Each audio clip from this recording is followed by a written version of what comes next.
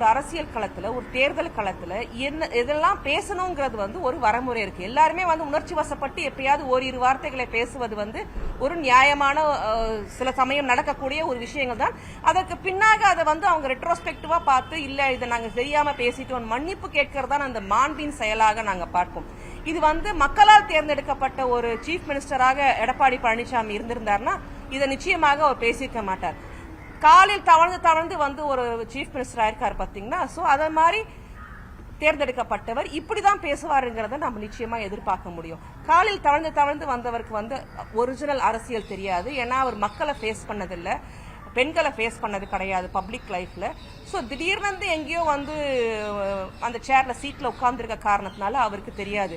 இது மிகவும் கண்டிக்கத்தக்க ஒரு பெரிய செயல். இதற்கு எடப்பாடி பழனிசாமி நிச்சயமாக மன்னிப்பு கேட்க வேண்டும் என்றது எங்களுடைய தரப்பிலிருந்து நாங்க ஸ்ட்ராங்கா சொல்லிட்டே இருக்கிறோம்.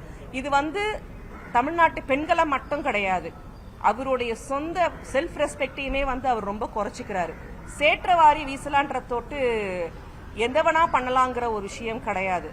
அதாவது அன்னைக்கே பெரியார் பேசியிருப்பாரு, என்னோட போஸ்டர்ல சாணி அடிக்கிறதுக்காக அவன் போய் அதுல கை வச்சான், ஆனா அதுக்காக போய் அதுல கை வைக்கணுங்கிற உதாரணத்தை பெரியார் சொல்லியிருப்பார். அந்த உதாரணத்தை தான் இவருக்கு சொல்லணும். ஏதோ பேசணும், வெல்ஃபேர் ஸ்கீம்ஸ் இல்லாம குடும்பத்தை பர்சனலா அட்டாக் பண்றது, தலைவர் அட்டாக் பண்றது, டெப்டி சிஎம் அட்டாக் பண்றது, கழகத்தின் துணை பொதுச் செயலாளர் அந்த மக்கள் என்ன போஸ்டிங் இருக்குன்னு கேட்கறது. ஏன் எங்களுடைய கழக துணை பொதுச் செயலாளர் கனிமொழி கருணாநிதி அவர்கள் தான். அவங்க தான் ஃபேஸ் ஆஃப் டெல்லியாவும் இருக்கிறாங்க. டெல்லியில இரு அவைகளுக்கும் அவர்கள் தான் தலைவியாக இருக்கிறாங்க.